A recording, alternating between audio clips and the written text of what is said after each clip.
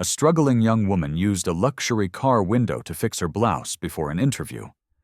She had no idea the man inside was the powerful CEO, and that one awkward moment would change both of their lives forever. Before the story begins, comment below where you're watching from. Eliza Carter was running late. Again. 25, ambitious, and just barely hanging on to her last thread of optimism, she darted through the crowded streets of New York with a coffee-stained resume in hand and a silent prayer echoing in her head. If I mess this up, I might actually have to sell a kidney. She wasn't exactly joking. After months of rejection emails, unpaid internships, and eating instant noodles seasoned with despair, this interview at Blackwood Tech felt like the final shot before the curtain dropped on her post-college dreams. Her nerves were fried, her shoes were cheap, and her hair had given up cooperating somewhere around 6:30 a.m.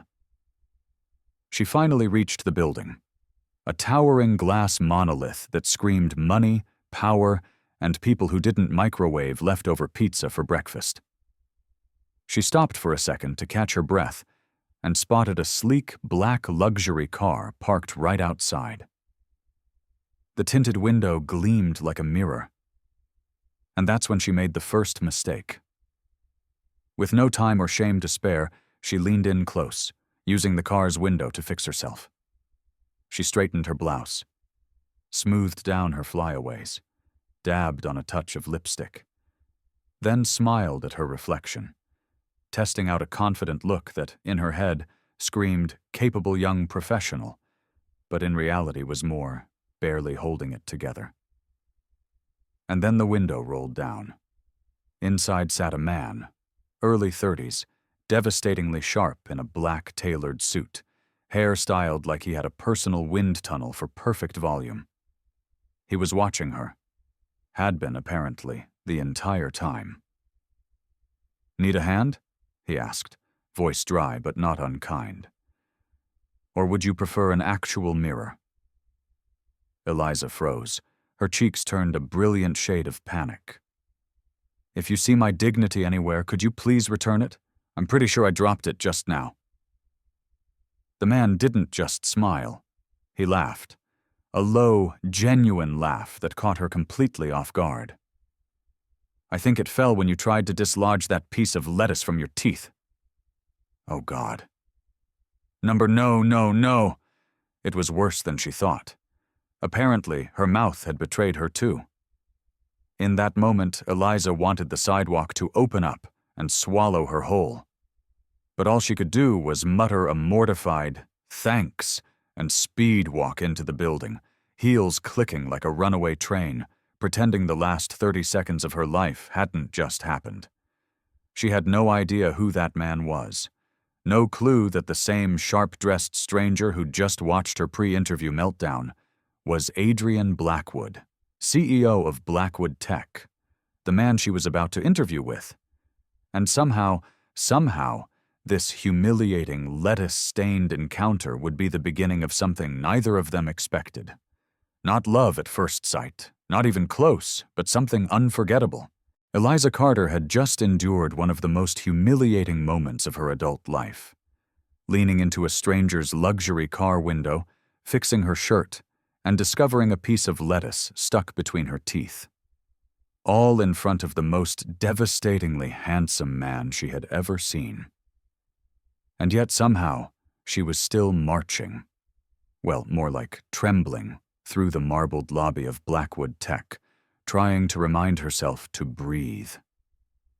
This wasn't just another office building. Blackwood Tech was the name in innovation. A soaring tower of glass and steel in the heart of Manhattan, humming with power, speed, and people who looked like they'd stepped straight out of business magazines. Eliza didn't feel like she belonged, but she had nothing left to lose. She clutched her slightly crumpled resume, passed through security, and walked down the long hallway toward the waiting area. Around her, the other candidates looked exactly like the ones you see in glossy college brochures. Pressed suits, expensive watches, eyes glued to sleek tablets filled with talking points and investor stats. She sat down, wiped her sweaty palms on her skirt, and whispered under her breath, "Okay." Deep breath. "That guy in the car? There's no way he's in this building. It's New York. Everyone drives fancy cars, right?" Then, the receptionist called her name. Eliza stood up, smoothed her skirt, smiled, and walked straight into destiny. The office was stunning. Warm walnut furniture, floor-to-ceiling windows with a sweeping view of the city, and behind the desk, him, the man from the car, the mirror guy, Adrian Blackwood. Eliza stopped mid-step, as if she'd walked into a brick wall. Her heart skipped so many beats she wasn't sure it remembered how to start again. There he was, the same amused expression on his face, watching her. Again. Except this time he wasn't just a stranger in a car. He was the CEO, her interviewer. Adrian leaned back in his chair, fingers steepled in front of him. "I don't recall seeing sidewalk performance artist listed under your skills," he said, dry amusement curling the edges of his voice.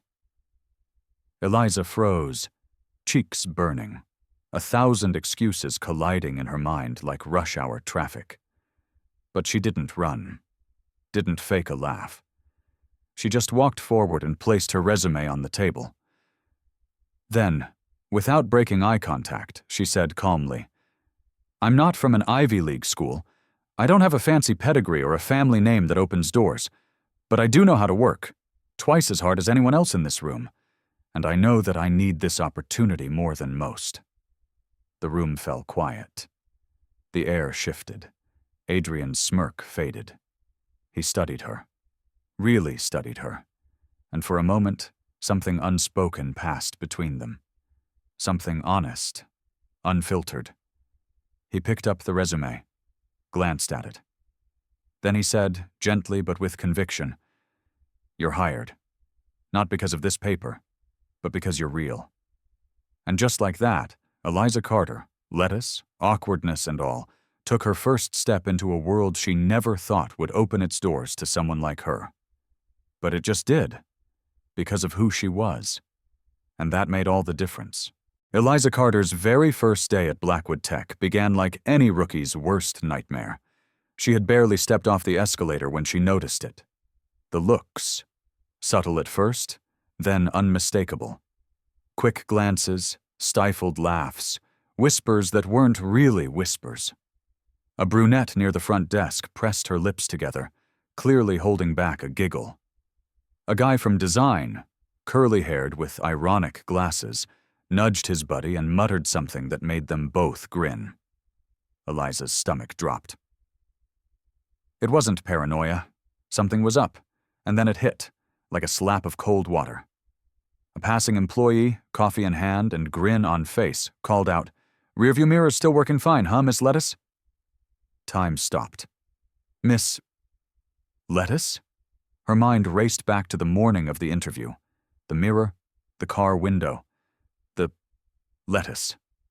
Oh no. It had gotten out. Somehow, some way, the entire office now knew about her impromptu grooming session in front of a stranger's luxury vehicle. The same stranger who turned out to be Adrian Blackwood, the CEO. She wanted the ground to swallow her whole. But here's where Eliza did something unexpected. She didn't run. She smiled. A real smile, the kind that says, "Yeah, that was me, so what?" And just like that, the moment changed. A woman in her 40s with a cascade of curly auburn hair and a colorful bohemian outfit approached, eyes twinkling with mischief. "Don't worry," she said, extending a hand. "My nickname on day one was Oops, I sent the wrong file and lost that client lady. I'm Rachel Martin." Rachel, head of marketing, wasn't just quirky, she was kind. And in under 5 minutes, Eliza had her first ally. Later that afternoon, as Eliza quietly tapped away at her keyboard in her modest corner desk, something utterly surreal happened. Adrian Blackwood walked in. No assistant, no announcement, no schedule. The air went still. Conversations stopped mid-sentence. Even Rachel glanced up, blinking in surprise. "Miss Carter," Adrian said, voice calm and deliberate. "There's an investor presentation at 4. I'd like you to sit in." Dozens of eyes turned toward her. Eliza froze.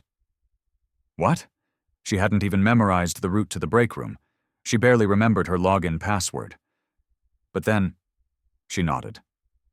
4 p.m., 10th floor, boardroom. The space was sleek, elegant, intimidating. Soft lighting, leather chairs, and too many suits to count. The kind of room where eye contact could cost millions, and silence had weight. Eliza sat near the end, trying to be invisible. That's when one of the investors stood up. Older, skeptical, arms crossed. "Seems like this product caters to engineers. What about regular users? People who aren't fluent in tech?" The room went silent. Adrian didn't answer. He turned to Eliza. "Miss Carter, your thoughts?" She blinked. Her heart pounded. But she stood, steady, focused. "Well," she began, "if our tech makes everyday users feel like they need a PhD just to send an email, we've failed. What we're aiming for? It should feel as simple as using a microwave. One button, one result. No instruction manual thicker than a Bible." Pause. Then, laughter. Nods. The skeptical investor cracked a grin. "Just make sure there's no lettuce next time." More laughter. But this time, it was warm. Genuine. They weren't laughing at her. They were listening to her. When the meeting ended, Eliza walked out lighter on her feet. She was no longer just Miss Lettuce. She was Eliza, the woman who made a room full of suits laugh and think. And that was just day one. You know those mornings when the universe seems to test your last thread of composure? That was Eliza's Tuesday. She had barely made it through the revolving doors of Blackwood Tech when... snap. The heel of her left shoe gave out with a loud, unforgivable crack, right in the middle of the polished marble lobby. She froze. A security guard looked up. Someone from accounting paused mid-step. Eliza glanced down. The heel dangled like a broken promise. Without missing a beat, she ducked into a side hallway, fished through her tote bag like a survivalist in a storm, and came up with a hair tie and some emergency duct tape, left over from moving last week. With the precision of someone who had clearly faced worse, she secured the heel, adjusted her posture, and whispered, "Fake it till you make it, Carter." She limped towards the elevator, just as the doors were about to close. And who else would be inside but Adrian Blackwood? The air shifted. He looked down at her improvised shoe, then back at her with a slow, amused smirk. "Well," he said, "that's one way to make a statement. Let me guess, R&D?" She tilted her head, half embarrassed, half grinning. "Actually, I'm in lettuce research. You may have heard of me." He chuckled, the kind that surprised even himself. Then the elevator dinged. Meeting time. Later that morning, the team gathered for a product strategy session with key department leads. Eliza sat at the far end of the sleek conference table, scribbling notes, mostly trying to disappear. That's when Adrian did something that caught her off guard. In the middle of a technical debate about user onboarding, he turned directly to her. "Eliza," he said casually, "how would you explain this to someone like your grandmother?" The room shifted. Heads turned. Someone stifled a cough. Her throat went dry, but she met his eyes. "Well," she began, heart hammering, "if I told my grandmother she needed an account, two-factor authentication, and a QR code just to read her own emails, she'd go back to sending birthday cards by pigeon." A pause. Then laughter. "Tech should feel like a doorknob, not a Rubik's Cube," she added. "You should be able to use it without asking for help, and not feel stupid in the process." Even the toughest faces in the room softened. Adrian didn't say anything right away, but there was a flicker of something in his eyes. Respect. She hadn't just answered. She'd connected. She'd taken their rigid world of metrics and turned it into something human. And this time, nobody called her Miss Lettuce. They just called her sharp, insightful, necessary. That afternoon, Eliza walked a little taller, duct-taped heel and all. When Adrian invited Eliza to dinner, he called it a small team gathering. Naturally, she assumed it would be a casual group meal with a few colleagues. So when she walked into Maison du Jardin, a candlelit, upscale French restaurant nestled in the heart of Manhattan, and saw only one name on the reservation: Blackwood. Party of 2. Her heart skipped a beat. Eliza paused at the entrance. The host guided her to a private table near the window, where Adrian was already seated, impeccably dressed in a charcoal gray suit. His posture was relaxed, but his eyes lit up the moment he saw her. She, on the other hand, was in a borrowed dress from Rachel, navy blue, modest, with a slightly vintage collar that somehow made her feel both elegant and unsure. She had spent the entire subway ride Googling how to pronounce foie gras, only to forget it the second she opened the menu. "I'll have the foie gras?" she tried, blushing as the waiter cracked a knowing smile. Adrian didn't laugh. Instead, he smiled softly and said, "Same for me. But I'd like mine with a side of linguistic forgiveness." They spent the next hour in an unexpected rhythm of conversation, light banter punctuated by moments of surprising vulnerability. Eliza told him about growing up in Queens, about her father's second-hand bookstore that smelled like dust and dreams, and how she always felt a little out of place in sleek, shiny spaces like this. At one point, she dropped her napkin. Without thinking, she reached under the table with her foot to retrieve it, awkwardly failing. Adrian noticed, raised a brow, and joked, "Multitasking with your toes? That's a rare skill. I might just give you a raise." They both laughed, and for a moment, it didn't feel like dinner with a CEO. It felt like two people, very different, yet somehow attuned, finding comfort in the most unlikely place. Nothing dramatic happened that night. No confessions, no candle-blown kisses, just a shared silence at the end, the kind that speaks louder than words. Something had shifted, and neither of them said it out loud, but they both knew. They weren't just talking about software anymore. 2 weeks later, Eliza found herself sitting alone in her tiny apartment, surrounded by bills she couldn't pay. A notice from her landlord lay face up on the table, the red ink screaming, "Final warning." She stared at it like it might dissolve under her gaze. But it didn't. Reality never does. The next morning, she arrived at the office early, trying to act normal, trying to work like she wasn't one phone call away from being homeless. Adrian noticed. He always noticed more than he let on. That afternoon, Eliza found an envelope on her desk. It wasn't from HR. It wasn't labeled. Just her name, written in neat, deliberate penmanship. Inside was a company brochure for the Internal Employee Assistance Program, emergency housing grants, short-term financial support, anonymous application process. A sticky note attached read, "Asking for help isn't weakness. It's courage in a different form." Eliza sat still for a long time. She had never taken handouts, not from friends, not even from her own family. But this wasn't pity. It was human. Later that night, she filled out the form, trembling. And when she pressed submit, it felt like a breath she had been holding for years had finally been released. The invitation came on a Wednesday. Adrian knocked lightly on her cubicle wall and said, almost casually, "I need you in Chicago this weekend."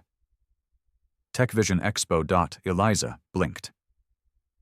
To help with logistics? No, he said. To present. She laughed, until she saw he wasn't joking. That weekend, they flew to Chicago. She barely slept the night before the presentation, her mind spinning with what-ifs. What if she forgot everything? What if she stammered? What if... But when she stepped onto that stage in front of venture capitalists, reporters, and tech insiders, something inside her clicked. She didn't talk like a polished executive. She spoke like someone who genuinely believed in what she was saying. Technology, she told the audience, shouldn't make people feel small. It should feel like turning on a light switch. Easy, natural. Human people leaned in. Some smiled. One older woman in the front row even teared up. Afterward, as applause filled the room, Eliza exhaled. She turned to see Adrian watching from the wings, not with pride, but with quiet affirmation. That evening, they rode the elevator up to their rooms. The ride was silent until the elevator suddenly jerked and came to a halt between floors. Eliza looked at Adrian, wide-eyed. So, this is how it ends. He smirked. Not quite, she tilted her head. All we're missing now is a dramatic kiss. He looked at her. Really looked. Just as he was about to reply, the elevator jolted back to life and resumed its ascent. They both laughed. The moment passed, but neither of them would forget it. Because sometimes, the most important chapters of a story begin with the sentences left unsaid. That night, Manhattan shimmered like it had dressed itself in diamonds. The skyline glowed, streetlights reflected off glossy black cars, and somewhere between the glitter and the noise, Eliza Carter was nervously adjusting a borrowed dress in the office restroom mirror. It was a soft, pearl-colored gown that Rachel had lent her. Feminine, a bit vintage, and just snug enough to require shallow breaths. On her feet, a pair of silver heels that were slightly too big, slightly too worn, and far too hopeful. Blackwood Tech's 20th anniversary gala was held at one of the city's most luxurious venues. Crystal chandeliers hung like falling stars, waiters glided by with trays of champagne, and laughter mingled with the soft echo of classical piano. Conversations floated, all polished and practiced. This wasn't a party. It was a performance. Eliza slipped in quietly, blending into the background with a glass of water in hand. She didn't know what to do with her arms, her face, or even her breath. Her hair was curled just right, but her eyes still held that flicker of, I don't belong here. Then, snap. It happened. Again. Her heel gave out. She didn't cry out. She didn't stumble dramatically. Instead, she bit her lip, steadied herself, and walked, carefully, awkwardly, out of the ballroom and into the garden just behind the venue. The air outside was cooler, softer. She found a stone bench half shaded by a weeping willow and sat down, slipping off the traitorous heels and hiding them under her gown like secrets. She looked around. No one saw. Good. Except someone had. A voice spoke gently from behind her. Second time's the charm, huh? She turned. It was Adrian Blackwood, in a tuxedo that looked like it had been cut to match the angles of his shoulders. No entourage, no wine glass, just him. He approached quietly, then sat beside her without asking. For a moment, they both stared ahead at the warm, golden light spilling from the windows. I honestly didn't think you'd remember me, she whispered. From the lettuce incident. He looked at her, softer than ever before.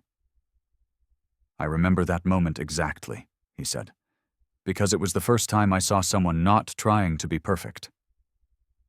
She didn't know how to respond. The wind moved the edges of her dress like a sigh. Why did you hire me? She asked, not in defiance, but in a voice so vulnerable it nearly broke the night. Adrian's eyes didn't leave hers. Because this company didn't need another flawless resume. It needed someone who was honest, someone who looks people in the eye, someone who could turn a piece of lettuce into a leadership metaphor. She laughed. Really laughed. It wasn't polished or rehearsed. It was hers. And just then, Rachel appeared like a fairy godmother with a box in hand. Size 6, right? Found these in my trunk. They survived last year's holiday party. Figured you might need a little rescue tonight. Inside the box was a pair of silver flats. Simple, sturdy, elegant. Eliza smiled. "You're a miracle," she whispered, as Rachel winked and vanished into the crowd like she was never there. Then Adrian stood, extended his hand. "Care to dance?" There was no music in the garden, no spotlight, just two people standing beneath the stars, separated from the crowd, yet closer to something real. She slipped the new shoes on, stood up, and placed her hand in his. They walked back inside together. The music swelled, soft jazz now, and Adrian led her onto the dance floor. His hand rested lightly on her back, hers on his shoulder. They moved slowly, gracefully, quietly, as if they were the only ones in the room. They didn't speak. They didn't need to. Because sometimes the most lasting romances don't start with grand declarations or perfect timing. Sometimes they begin with a broken heel. And someone who chooses to stay. After the gala, everything changed. But not in the way Eliza had imagined. She thought that night in the garden, the dance under soft amber lights, the gentle way Adrian held her hand. It might have been the beginning of something. Real. Something delicate, yes, but undeniable. But what bloomed quietly between two people became distorted under fluorescent office lights and echoing hallways. The very next morning she noticed it. It wasn't what people said. It was what they didn't say. It was in the polite but short greetings. The way conversations would pause when she entered a room, then resume just a little too late. How two interns giggled at the coffee machine and then quickly hushed when they saw her. The hallway felt longer, her footsteps louder, her presence heavier. The story of the elevator incident, an innocent moment suspended in silence, a glance that lingered too long, had taken on a life of its own. And with it, so did the rumors.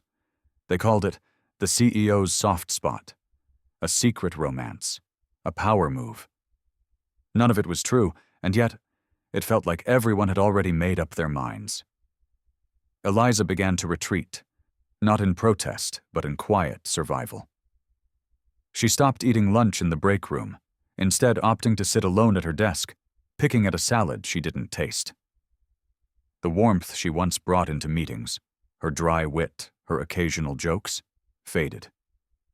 She became quiet, efficient, invisible if she could help it.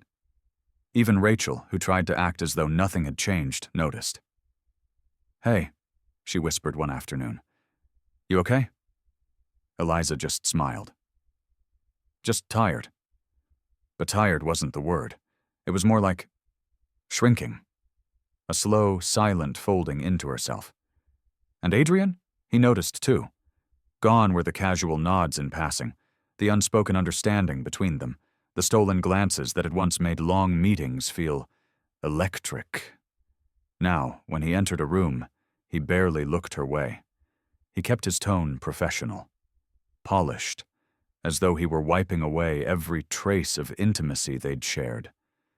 She didn't know whether to feel hurt or relieved. Had she imagined it all? Or was this the price of being seen? Then came the quarterly company-wide meeting, a town hall that gathered every department into one expansive auditorium on the 40th floor. It was the kind of event where people showed up early, not for the content, but for the catered pastries, and to catch a glimpse of the famously elusive CEO. Eliza found a seat in the back row. She wasn't scheduled to speak. No slides to present, Just another face in the crowd. Adrian stepped onto the stage as usual. Composed, confident, but quieter than normal. There was no PowerPoint, no charts, no branded slogans, just him.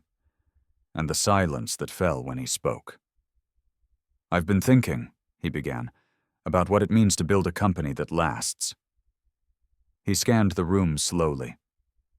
It's easy to choose what's expected. Safe, familiar. But the truth is, the decisions I'm most proud of weren't safe. A slight murmur rippled through the room. Eliza sat forward, heart in her throat. They weren't based on GPA or pedigree or whether someone fit the mold. His eyes moved slowly, then briefly, just briefly, landed on her. They were based on people who didn't look the part, but who showed up, who didn't have polished answers but who spoke with heart, people who took a risk by being real. The room fell still. Eliza didn't move. No one said her name. He hadn't called her out, but everyone knew, and most importantly, so did she. In that moment, surrounded by hundreds of her colleagues, in a sea of muted suits and polite claps, she felt something she hadn't felt in weeks. Seen. Without being exposed, validated, without being praised. There was no grand gesture, no elevator moment, just words. Quiet, intentional words that reached her when she needed them most. And sometimes, in a world full of noise, it's the quiet truths that stay with us the longest. She returned from the conference with heavy eyes and an even heavier heart. 3 days, 3 cities, 4 panels. But none of it mattered. Not when your mind keeps circling back to a man who once looked at you like you were the only quiet thing in a world full of noise, and now barely speaks your name. Eliza stepped off the elevator and into the office late that afternoon. Most desks were empty. The golden glow of sunset spilled through the floor-to-ceiling windows, casting long, softened shadows across the space. She walked toward her desk and stopped. There it was, a small piece of paper folded once, no envelope, no logo. She picked it up. On it, in careful handwriting, "You were missed. A." Her breath caught. Not because she didn't know who it was from. She did. But because after all the silence, he still saw her. She stood there for a moment, note in hand, unsure what to feel. Hope, caution, longing. And then, as if pulled by an invisible thread, she turned and walked. Past the cubicles, down the hall, to the glass conference room at the corner of the building. He was already there. Adrian stood by the window, jacket off, sleeves rolled up, staring out at the skyline of Manhattan like it held the answer to a question he hadn't dared to ask. When he heard the door open, he turned. There was no speech, no rehearsed charm, just his eyes, tired, open, searching. "Eliza," he began, his voice quieter than she'd ever heard it. "I'm not good at this. You know that." She didn't interrupt. She wanted to hear the words. "I think too much. I worry about perception, about power, about what people expect from someone like me. But with you," he paused, "with you, it's different. You disarm me. You see past all of it, and I've spent so long building walls that I didn't know how to lower them, until now." Eliza stepped closer. Her heartbeat was slow, steady. "I was scared too," she said softly. "Scared of what people would say. Scared I'd lose something before I even knew what it was. But most of all, scared that I was the only one who felt it." Adrian walked over to the table, picked up a small black box and opened it. Not with flair, but with quiet care. Inside was a simple keychain. Silver, shaped like a small mirror. He handed it to her, on the back, engraved in tiny letters. "Warning, may contain lettuce and feelings." She stared at it for a moment and laughed. A real, open laugh. The kind that sounded like forgiveness. He smiled, but there was a flicker of vulnerability in his eyes.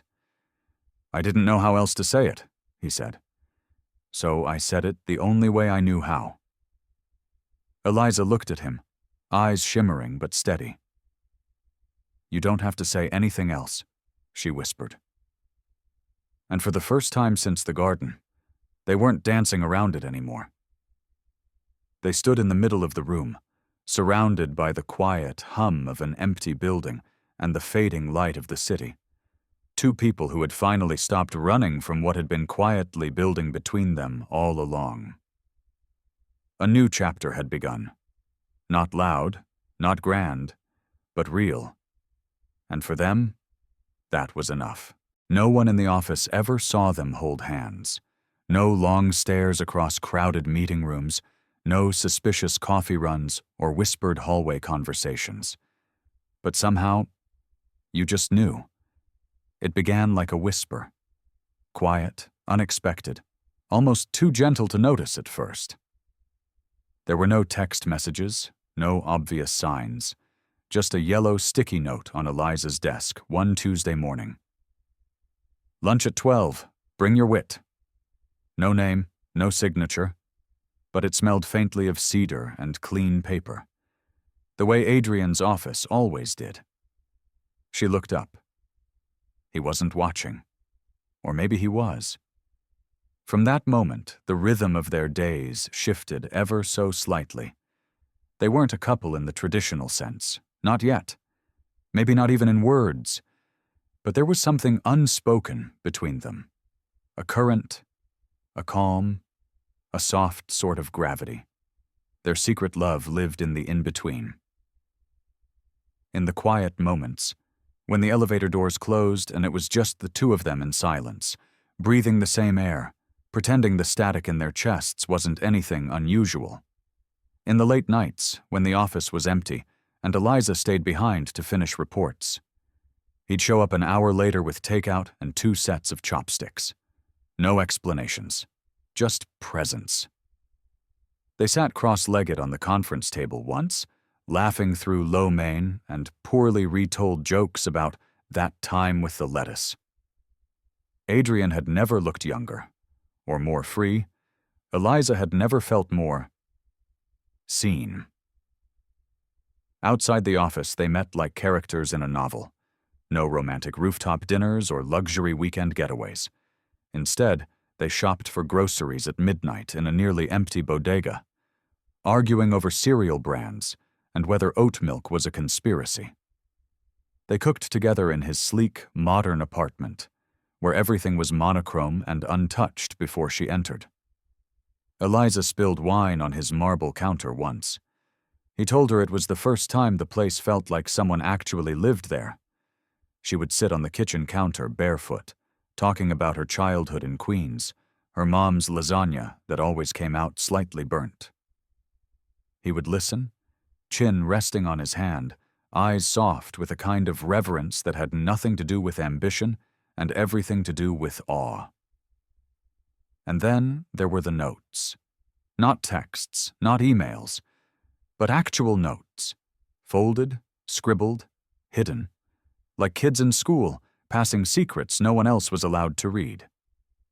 "Meeting at 4. Don't forget your smile. You're stronger than you think. P.S.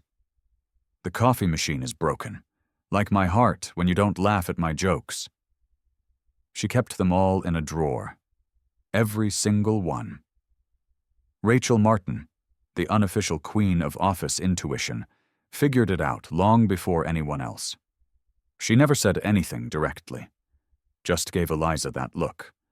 Eyebrow raised, smile crooked, like a cat who knew where the treats were hidden. "Late meeting again, huh?" Rachel would tease casually, pretending to scroll through her phone. Or she'd pass by Eliza's desk and murmur, "You've got lipstick on your collarbone, honey. Might want to check that." And then she'd wink, as if to say, "Don't worry, I've got you." They never defined what they were. There were no titles, no social media updates, no office gossip, at least not anything confirmed. But in the comfort of shared silences, in the way she instinctively poured his coffee without asking how he liked it, and how he always held the elevator door just long enough for her to catch it. They found something that didn't need to be named. It was simple, sacred, and completely their own. That season in their lives wasn't made of fireworks. It was made of candles, warm dinners, slow mornings, and the kind of glances that only two people truly in sync could exchange across a crowded room. They were still Adrian and Eliza, boss and employee by day, partners in a quiet love story by night. And though no one said it aloud, everyone who really looked could feel it in the air between them. Something beautiful had taken root. Not loud, not rushed. By the time they arrived at Lakeview Lodge in Vermont, the sky had begun to shift. Pale blue giving way to golden light that stretched across the hills like a soft blanket. Eliza sat quietly in the passenger seat, watching the autumn trees blur past her window. Deep reds, golden yellows, the kind of colors you only see when the world is beginning to exhale. Adrian didn't say much during the drive. He seemed unusually quiet. Not the cool, sharp-witted CEO everyone feared in the boardroom, but just a man. A man who had something to say, but hadn't found the words yet. The lodge was tucked behind a grove of old pines, overlooking a mirror-still lake that looked like it hadn't been disturbed in hours. Eliza stepped out of the car and took a deep breath, the scent of pine needles and distant wood smoke wrapping around her like a memory she hadn't lived yet. Inside, the room was simple. Rustic wood walls, a fireplace that still carried the faint scent of last night's fire, a vase of dried lavender on the windowsill. It was perfect. That afternoon, Adrian asked her if she wanted to take a boat out. Eliza raised an eyebrow, half teasing, half nervous. "Do I look like someone who rows?" He grinned. "Number. But you look like someone I want to get lost with." They walked hand in hand down to the dock. The lake lay before them, completely still, like glass spread across the earth. The only sounds were the soft rustling of trees and the faint creak of wood under their feet. The boat was a small wooden rowboat, painted white but chipped around the edges, imperfect in a way that felt comforting. Adrian helped her in, steadying the boat while she wobbled, laughing under her breath. Then he stepped in himself and began to row, slow, steady strokes that sent ripples behind them as they drifted toward the heart of the lake. There, in the middle of it all, with nothing but open sky above and 1,000 trees guarding them from the world, they stopped. Adrian let the oars rest. Eliza looked out over the water, eyes softened by the light, hair catching the last golden rays of sun. She didn't speak. Neither did he. Because some silences are sacred. Then Adrian reached into his coat pocket. Not rushed, not dramatic, just intentional. He pulled out a small, midnight blue velvet box. Eliza's breath caught in her chest. Adrian's voice was quiet, deeper than usual. "I used to think love needed to be structured," he began. "Controlled, neat, like a quarterly report." He smiled gently, eyes never leaving hers.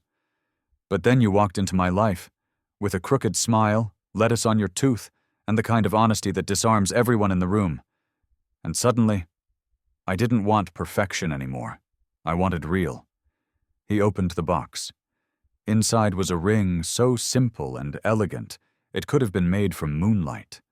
A single diamond set in a delicate gold band.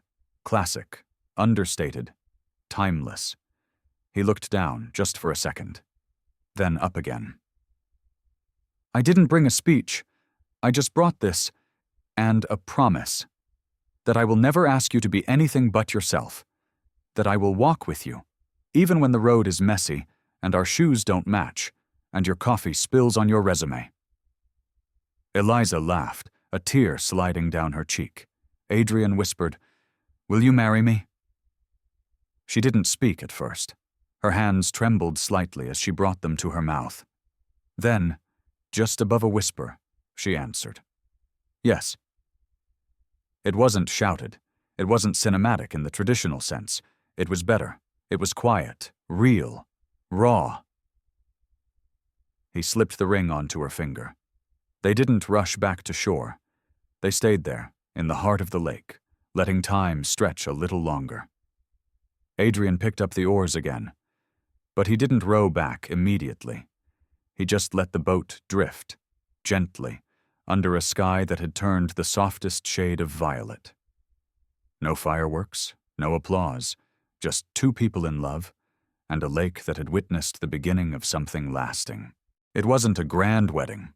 No red carpet, no glittering dress with a cathedral train, no flying drones capturing cinematic aerial shots. But on that quiet morning at a beach in Martha's Vineyard, Eliza Carter found something far more precious than perfection. A place to belong, a heart to come home to, and a life that finally felt like hers. She got ready in a small wooden cabin near the shore, with lavender swaying just outside the window and sunlight spilling through sheer white curtains. Her dress was simple, soft ivory silk, no lace, no dramatic cuts. Her hair flowed loosely, held back gently by her late mother's pearl hairpin. Rachel, ever the best friend, walked in with a letter and misty eyes. "He wrote this last night. Said you should read it first thing." Inside was Adrian's handwriting. "I used to believe love had to be flawless, but you showed me that it's the small, imperfect moments that make love last. Today, I don't just marry the woman I love. I marry the woman who taught me how to be real." When Eliza stepped out, the ocean breeze caught her veil just enough to make her pause. The aisle was lined with white chairs draped in linen, facing the rising sun. No crowd, just a handful of close friends, each of them smiling with something genuine in their eyes. And there he was. Adrian stood barefoot in the sand, wearing a soft gray suit with no tie, hands in his pockets, eyes never leaving hers. The man who once lived by order, protocol, and control, now just a man, waiting for the only woman who ever unraveled his walls. Their vows were short, honest, no rehearsed speeches. "I choose you," he said. "Not just today, but every morning I wake up, I'll choose you again." "I choose you too," she said. "Not because you're perfect, but because you're real. And with you, I don't have to pretend." Their kiss was soft, steady, the kind that quiets everything else around. And when they pulled apart, the applause wasn't loud, but it was full of heart. At the reception, nothing more than a backyard-style picnic near the dunes, Eliza was still cutting the vanilla cake when Adrian handed her a small gift box. Inside was a white ceramic mug with one quirky sentence, "Lady of the Mirror and Lettuce." Eliza burst out laughing, covering her mouth. "I can't believe you remembered that ridiculous nickname." "I never forgot the first moment I saw you," Adrian said, "and I never forgot the moment I realized I didn't want to spend another day without you." 3 months later, in their cozy Manhattan apartment, Eliza handed Adrian a wrapped package one lazy Sunday morning. Inside, a simple white t-shirt. On the chest, printed in bold letters, "Dad in training." Adrian stared at it, then at her, completely still. His voice was barely a whisper. "You're not joking, are you?" Eliza smiled, took his hand, and gently placed it over her belly. "Number. There's a tiny heartbeat in here. Half me and half you." He laughed, then cried. Not because he was overwhelmed, but because in that moment, everything, every twist, every fall, every awkward first, led to this one. A beginning. From a girl fixing her blouse in a car mirror, to a guarded CEO who forgot how to feel. To two people sitting barefoot in their kitchen, hands joined, tears in their eyes, and a future quietly blooming between them. Not flashy, not loud, but breathtaking in the most human way. And if you've made it this far, you're truly special. Drop the word love in the comments so we know you're one of our true fans. Now tell us, do you think Eliza and Adrian will live happily ever after like a modern-day fairy tale?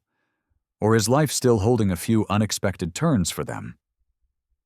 Share your thoughts with us in the comments.